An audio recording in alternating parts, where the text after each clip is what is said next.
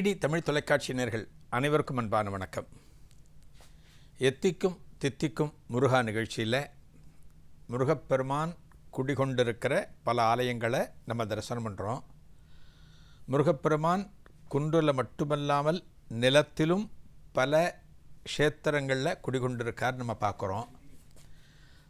முருகப்பெருமான் தமிழ்நாட்டில் அதிகமான எண்ணிக்கையில் கோவில் கொண்டிருந்தாலுமே பக்கத்து மாநிலங்கள், அண்டை நாடுகள் எல்லாவற்றிலும் முருகப்பெருமான் அருளி வருகிறார். மலேசியாவில் பார்த்திங்கன்னா 10 மலை அப்படின்னு சொல்லுவோம். பினாங்கு தண்ணீர் மலை, அங்கேயும் முருகப்பெருமான் அருளுகிறார். இலங்கையில் கதிர்காமத்தில் அருளுகிறார். நல்லூரில் அருளி கொண்டிருக்கிறார். அதுபோல் பார்த்திங்கன்னா தமிழ்நாட்டுக்கு பக்கத்தில் கேரளா. இந்த கேரளாவிலையும் முருகப்பெருமான் பல திருத்தலங்களில் அருளி வருகிறார். இன்றைக்கி நம்ம தரிசனம் பண்ண போகிற திருத்தலம் கேரளாவில் ஆலப்புழையிலிருந்து திருவனந்தபுரம் செல்லக்கூடிய மார்க்கத்தில், இந்த சாலையில் சுமார் ஆலப்புழையிலேருந்து ஒரு 22 கிலோமீட்டர் தொலைவில் ஹரிப்பாடு அப்படின்னு ஒரு ஊர் இருக்குது. இந்த ஹரிப்பாடில் ஒரு முருகப்பெருமானுக்கு ஒரு ஆலயமானது அமைந்திருக்கிறது. இந்த கோவில் என்ன சொல்கிறாங்கன்னா, கேரளாவிலேயே முருகப்பெருமானுக்கு அமைந்திருக்கிற ஆலயங்களில் மிகப்பெரிய ஆலயம் அப்படின்னு சொல்கிறாங்க. அடுத்து இந்த கோவில் என்ன சொல்கிறாங்க, கேரள பழனி, தென் பழனி அப்படின்னு இந்த கோவிலை சொல்கிறாங்க.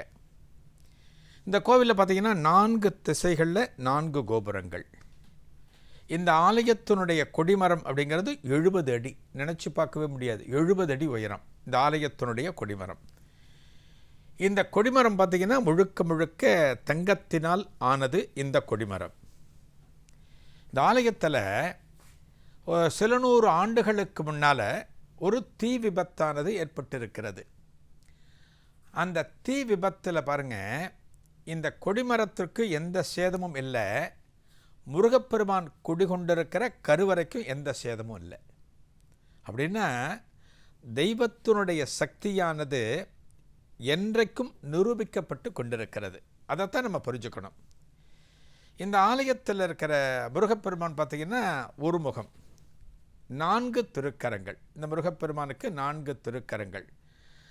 அபயம், இடுப்பில் ஒரு கை, வேலு, வஜ்ராயுதம், 4 திருக்கரங்கள் இந்த முருகப்பெருமான் கருவறையில் அருளி கொண்டிருக்கிறார். இந்த கோவில் பார்த்திங்கன்னா ரொம்ப பழமையான ஆலயம். கலியுகம் துவங்குவதற்கு முன்னால் ஏற்பட்ட ஆலயம். இந்த ஆலயத்தில் பார்த்திங்கன்னா வள்ளி தெய்வான சந்நிதி கிடையாது.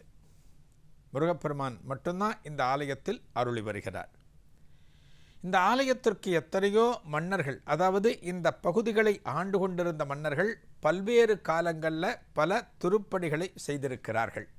அதில் பார்த்திங்கன்னா சித்திரை திருநாள் ராமவர்ம மகாராஜா அப்படிங்கிறவர் தன்னோட காலத்தில் இந்த ஆலயத்திற்கு நிறைய திருப்பணிகளை செய்திருக்கிறார். இந்த கோவிலில் உற்சவம் பார்த்திங்கன்னா சித்திரை மாதம், ஆவணி மாதம், மார்கழி மாதம், தைப்பூசம், நவராத்திரி, இப்படி பல விசேஷங்கள் ஆலயத்திலே நடைபெறுகின்றன. இந்த ஆலயத்தில் முருகன் பார்த்திங்கன்னா 8 அடி உயரத்தில் முருகப்பெருமான் காணப்படுகிறார்.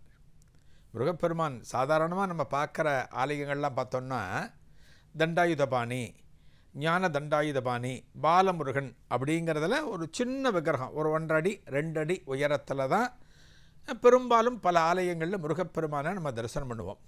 ஆனால் இந்த கோவிலில் பாருங்கள், 8 அடி உயரத்தில் முருகப்பெருமான் அருளி கொண்டிருக்கிறார். பரசுராமர் நம்ம அத்தனை பேருக்கும் தெரியும். பரசுராமர் அப்படிங்கிறவர் பெரிய மகான், பகவானுடைய அவதாரம்னு நம்ம சொல்லுவோம். கேரளாவை என்ன சொல்லுவோம், பரசுராம க்ஷேத்திரம்னு சொல்லுவோம். கேரளாவில் பார்த்திங்கன்னா எண்ணற்ற கோவில்களை பரசுராமர் ஸ்தாபிதம் பண்ணியிருக்கார். இப்போ நம்ம தமிழகத்தில் பார்த்தோம் அப்படின்னா அகத்தியர் ஒரு காலத்தில் நிறைய தலங்களை வழிபட்டிருக்கிறார். நிறைய இறைவன் திருமேனிகளை ஸ்தாபனம் பண்ணியிருக்கார். இங்கே அகத்தியர் பார்க்குறோம். அதுபோல் அங்கே பரசுராமர். இந்த பரசுராமர் என்ன பண்ணுறார், ஒரு காலகட்டத்தில் முருகப்பெருமான் திருவடிவம், இப்போ இந்த ஆலயத்தில் நம்ம தரிசனம் பண்ணுறோம் இல்லையா, அந்த முருகப்பெருமான் திருவடிவத்தை அவர் வச்சு பூஜை பண்ணுறார். இப்போ மகான்கள், மகரிஷிகள் பார்த்தோம் அப்படின்னா இவங்க ஒரு இடத்துல இருக்க மாட்டாங்க. பல இடத்துக்கு யாத்திரையாக போயிட்டே இருப்பாங்க. அப்படி யாத்திரையாக பல இடங்களுக்கு செல்கிற போது அவர்கள் வழிபாட்டுக்கு தேவையான ஒரு விக்கிரகத்தை அவர்களே வடித்து அந்த விக்கிரகத்தை வழிபடுவாங்க. முடித்த பிறகு அந்த இடத்துல அந்த விக்கிரகத்தை அப்படியே வச்சுட்டு போடுவாங்க. நம்ம நிறைய படிச்சிருக்கோம். பரசுராமர் அப்படி ஒரு விக்கிரகத்தை வடித்து, முருகப்பெருமான் விக்கிரகத்தை வடித்து வழிபட்டு கொண்டிருக்கிறார். ஒரு காலகட்டத்தில் இந்த விக்கிரகத்தை கந்தநல்லூர் அப்படின்னு இடம் இருக்குது, அதுக்கு பக்கத்தில் கோவிந்தப்பட்டம் அங்கே இருக்கிற ஒரு உப்பங்கழியில் இந்த விக்கிரகத்தை விட்டுட்டார். என்ன காரணத்தினால் அவர் விட்டுட்டார்னு சொல்லப்படலை. எல்லாவற்றுக்கும் ஒரு காரணம் உண்டு. எல்லாவற்றுக்குமே நடக்கக்கூடிய நிகழ்வுகள் எல்லாமே ஏற்கனவே தீர்மானிக்கப்பட்டவை அப்படின்னு நம்ம சொல்லுவோம். அதைத்தான் விதின்னு சொல்லுவோம். எந்த ஒரு செயல்பாட்டையும் நம்மால் மாற்ற முடியாது. இப்போ நடக்க போகிற நிகழ்வு ஏதோ ஒன்று, நான் இதை மாற்றி காமிக்கிறேன் பார் அப்படின்னு நம்மளால் சொல்ல முடியுமா? முடியாது. இந்த காலத்தின் போக்கு எப்படி போய்கொண்டிருக்கிறதோ அதன் வேகத்தில் தான் நம்மளும் போயிட்டுருக்கோம். மகான்களுக்கும் அப்படி தான் நடக்கும். இந்த விக்கிரகத்தை விட்டுட்டு போயிட்டார். இந்த விக்கிரகம் பின்னாட்களில் என்ன ஆறுது அப்படின்னா, காயங்குளம் அப்படின்னு ஒரு இடம் கேரளாவில் இருக்குது. அந்த காயங்குளத்தில் ஒரு ஏரிக்கரை பகுதியில் இந்த விக்கிரகம் ஒதுங்கியிருக்கு. அது யாரு கண்ணிலையும் படலை. பக்கத்தில் ஹரிப்பாடு. இந்த ஹரிப்பாடில் இருக்கிற பக்தர்களோட கனவில் ஒரு நாள் இரவு இந்த இடத்துல முருகப்பெருமான் விக்கிரகம் ஒன்று இருக்குது. எங்கே? காயங்குளம் அந்த ஏரிக்கரை பகுதியில் ஒரு விக்கிரகமானது காணப்படுகிறது. அந்த விக்கிரகத்தை நீங்கள்லாம் எடுத்து அதற்கு ஒரு கோவில் கட்டி வழிபடணும் அப்படின்னு ஒரு தகவலானது கனவில் சொல்லப்படுகிறது. அந்த ஊரில் இருக்கிற அத்தனை பேருக்கும் இப்போ ஒரு கனவு அப்படிங்கிறது ஒருத்தருக்கு வரும். நம்ம அப்படி தான் பார்த்துருக்கோம். ஒருத்தர் ஒரு மகானுக்கு கனவு வந்து, முருகப்பெருமான் நான் இங்கே இருக்கேன், நீ எனக்கு கோவில் கட்டுன்னு சொன்னதாக நிறைய நம்ம படிச்சிருக்கோம். ஆனால் இங்கே ஹரிப்பாடில் பாருங்கள், ஹரிப்பாடில் இருக்கிற அத்தனை பக்தர்களோட இரவு தூக்கத்தில் கனவு வந்து, இந்த இடத்துல நான் இருக்கேன், எடுத்து நீங்கள் கோவில் கட்டணும் அப்படின்னு எல்லாருக்கும் சொல்லியிருக்கார் முருகப்பெருமான். அந்த ஹரிப்பாடில் இருக்கிற பக்தர்கள் அத்தனை பேருமே அடுத்த நாள் காலை கண்விழித்தெழுந்து நீராடி முடித்துவிட்டு இந்த ஏரிக்கரை பகுதிக்கு வந்து இந்த விக்கிரகத்தை தேடுகிறார்கள். ஏன்னா கனவுல இங்கே தான் இருக்குன்னு சொல்லியிருக்கார். அந்த விக்கிரகத்தை ஒரு நீண்ட நேர தேடுதலுக்கு பிறகு விக்கிரகத்தை கண்டுபிடிச்சாச்சு. அந்த விக்கிரகத்தை எடுக்கிறாங்க. அடுத்து என்ன பண்ணணும்? அந்த விக்கிரகத்திற்கு ஒரு கோவில் கட்டணும். ஒரு கோவில் கட்டணும். அதுதான் முருகப்பெருமான் சொல்லியிருக்கார். இது வரைக்கும் கோவில் கிடையாது. நல்ல கவனிங்க. இந்த நிகழ்வு நடக்கிற வரைக்கும் ஹரிப்பாடில் முருகன் கோவில் அப்படிங்கிறது கிடையாது. முருகப்பெருமான் இந்த ஊரில் குடிகொள்ளணுங்கிறதுக்காக இவர்கள் கனவுல சொல்லி இந்த விக்கிரக எடுத்து நீங்கள் கோவில் கட்டணும் அப்படின்னு சொல்லியிருக்கார். இவங்க வந்து விக்கிரகத்தை எடுத்தாச்சு. எடுத்த உடனே எங்கேயான ஒரு இடத்துல வைக்கணும். வச்ச பிறகு தான் கோவில் கட்டுற இடத்துக்கு எடுத்துகிட்டு போக முடியும்.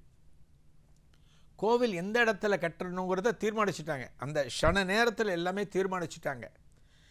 அந்த இடத்துக்கு எடுத்துகிட்டு போகிறதுக்கு முன்னாடி ஒரு இடத்துல வைக்கணும் இல்லையா? இப்போ ஒரு தண்ணியிலையோ ஒரு நிலத்திலையோ ஒரு விக்கிரகம் இருக்குன்னா அதை எடுத்து சுத்தம் பண்ணிட்டு கொண்டு வந்து ஒரு இடத்துல சுத்தமான இடத்துல வைக்கணும். ஒரு மரத்தின் அடியிலையோ ஒரு முக்கியமான ஆன்மீக சக்திகள் நிறைந்த இடத்துலையோ கொண்டு வந்து வைக்கணும்.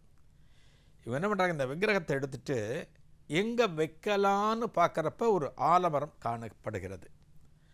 அங்கே ஒரு கிறிஸ்தவ குடும்பத்தினர்கள் அவர்களுடைய வீடு. அந்த வீட்டு வாசலில் தான் ஆலமரம் இருக்குது. சரி, இந்த ஆலமரத்தடியில் இந்த முருகப்பெருமானை கொஞ்ச நேரம் நம்ம வைக்கலாம் அப்படின்னு சொல்லிட்டு இந்த முருகப்பெருமான் விக்கிரகத்தை அங்கே வைக்கிறாங்க. கொஞ்ச நேரம்தான். எவ்வளோ நேரம்? அரை நாழிகை, 12 நிமிடங்கள் மட்டுமே அந்த இடத்துல இருக்காராம் முருகப்பெருமான். அதன் பிறகு எந்த இடத்துல கோவில் கொள்ள வேண்டுமோ, எந்த இடத்தில் கோவில் அமைக்க வேண்டுமோ அந்த இடத்துக்கு முருகப்பெருமான் விக்கிரகத்தை எடுத்துகிட்டு போயாச்சு. ஒரு நாழிகை அப்படிங்கிறது 24 நிமிடம். அரை நாழிகை அப்படிங்கிறது 12 நிமிடம். இந்த ஆலமரத்தடியில் ஒரு கிறிஸ்தவ குடும்பத்தினருடைய வீட்டுக்கு முன்னாடி இந்த முருகப்பெருமான் காணப்பட்ட காரணத்தினால இந்த இடமானது அரை நாழிகை அம்பலம் என்று அழைக்கப்படுகிறது. என்றைக்கோ ஒரு காலத்தில் அரை நாழிகை இந்த இடத்துல முருகப்பெருமான் இருந்ததுனால முருகப்பெருமான் வச்சாலே இது கோவில் தானே. கோவில் கட்டியிருக்காங்களோ இல்லையோ அது கோவில் தானே. அரை நாழிகை அம்பலம்னு பேர். பின் நாட்களில் அந்த இடத்துல ஒரு கோவில் கட்டியிருக்காங்க, சின்ன கோவில் கட்டியிருக்காங்க, அதுக்கு பேர் அரை நாழிகை அம்பலம்னு பேர். சரி, இந்த இடத்துல ஏன் முருகப்பெருமான் குடிகொள்ள வேண்டும், என்ன காரணத்தினால முருகப்பெருமானுக்கு இந்த இடத்துல கோவில் அப்படிங்கிறதுக்கு மகாவிஷ்ணு கிட்ட நம்ம போகணும். மகாவிஷ்ணு நமக்கு தெரியும். அதாவது மாமன் மருமகன் சொல்லுவோம், நம்ம முருகனையும் மகாவிஷ்ணுவையும் சொல்லுவோம். எப்படி மகாவிஷ்ணு இந்த இடத்துல முருகப்பெருமான் கோவில் கொள்வதற்கு காரணமாக அமைந்தார் அப்படின்னா, அசுரர்களை சம்ஹாரம் செய்வதற்காக ஏற்பட்ட அவதாரம் தான் முருகப்பெருமான். இந்த அசுரர்களை சம்ஹாரம் செய்துவிட்டு முருகப்பெருமான் மயில் மேல் வலம் வந்து கொண்டிருக்கிறார், ஒரு வெற்றி களிப்புடன், ஒரு சந்தோஷ களிப்போட மயில் மேலே வலம் வருகிறார். அப்படி வலம் வருகிற போது இந்த இடத்துக்கு வரு, இந்த இடம் இப்போ ஹரிப்பாடு கோவில் இருக்குது பார்த்தீங்களா, இந்த இடத்திற்கு வருகிற போது அப்போ மகாவிஷ்ணு ஆகப்பட்டவர் இந்த முருகப்பெருமானை வரவேற்கிறாராம். இந்த முருகப்பெருமானை வரவேற்கிறார். வரவேற்று விட்டு பாடல்கள் பாடுகிறார். மகாவிஷ்ணு பாடின பாடல்கள் ஹரிப்பாடல்கள் என்று அழைக்கப்படுகிறது. அவர் பாடின பாடல்கள்லாம் இந்த இடத்துல தான் பாடல்களை பாடினாராம். முருகப்பெருமானை வரவேற்கிறார், மயில் மேல் வருகிறான் அல்லவா, அந்த முருகப்பெருமானை வரவேற்கிறார். வரவேற்று முடித்துவிட்டு மகாவிஷ்ணு முருகப்பெருமானிடம் சொல்கிறார், நீ இதே இடத்திலே கோவில் கொள்ள வேண்டும் அப்படிங்கிற. அதுபோல இந்த மகாவிஷ்ணுவோட விருப்பப்படி முருகப்பெருமான் காயங்குளம் ஏரி பகுதியில் இருந்து எடுக்கப்பட்டு அதன் பிறகு இந்த விக்கிரகமானது இந்த இடத்திலே அமைக்கப்பட்டது. கேரளாவில் முருகன் கோவில்கள் ரொம்ப சொற்பம். அந்த முருகன் கோவிலில் ஒரு பிரதானமான கோவிலாக இந்த ஆலயமானது கருதப்படுகிறது. ஆலப்புழை மாவட்டம், ஆலப்புழையிலிருந்து சுமார் 22 கிலோமீட்டர் தொலைவில் இந்த முருகப்பெருமான் அருளி கொண்டிருக்கிறார். தமிழகத்திலிருந்து செல்லக்கூடிய பக்தர்களும் சரி, கேரளாவில் இருக்கக்கூடிய பக்தர்களும் சரி, இந்த முருகன் ஆலயத்தை வந்து வணங்குகிறார்கள். கேரளாவில் இருக்கிற அத்தனை பேருக்குமே பழனி முருகப்பெருமான் ரொம்ப பிரதானம். என்ன காரணம், பழனி முருகப்பெருமான் மேற்கு திசை நோக்கி காணப்படுகிறார். அதாவது மேற்கு திசை என்பது கேரள தேசத்தை குறிக்கக்கூடியது. அந்த கேரள தேசத்தை பார்த்தவாறு பழனி தண்டாயுதபாணி காணப்படுகின்ற காரணத்தினால கேரளாவில் வளம் கொழிப்பதாக சொல்லப்படுகிறது. அதனால் அந்த கேரள மக்களுக்கு என்ன ஒரு சந்தோஷம் அப்படின்னா, நமது பகுதியை வாழ்விக்கிற முருகப்பெருமான் நமது ஊரிலேயே குடிகொண்டிருக்கிறார்கிற காரணத்தினால ஒரு சாதாரணமான நாளில் கூட இந்த முருகப்பெருமானை வந்து வணங்கி செல்கிறார்கள். இந்த முருகப்பெருமான் அமைவதற்கு காரணமாக அமைந்தவர் மகாவிஷ்ணு. அற்புதமான ஆலயம் கேரளாவில் அமைந்திருக்கிறது. இந்த இடத்தினுடைய பேர் ஹரிப்பாடுன்னு பேர். வாய்ப்பு ஏற்படுகிறவர்கள் இந்த முருகப்பெருமானை தரிசித்து அந்த முருகப்பெருமானின் பரம அருளை பெற வேண்டும் என்று கேட்டுக்கொள்கிறோம். நாளைய எத்திக்கும் தித்திக்கும் முருகா நிகழ்ச்சியில் ஒரு புதிய அனுபவத்தை காணலாம். நன்றி, வணக்கம்.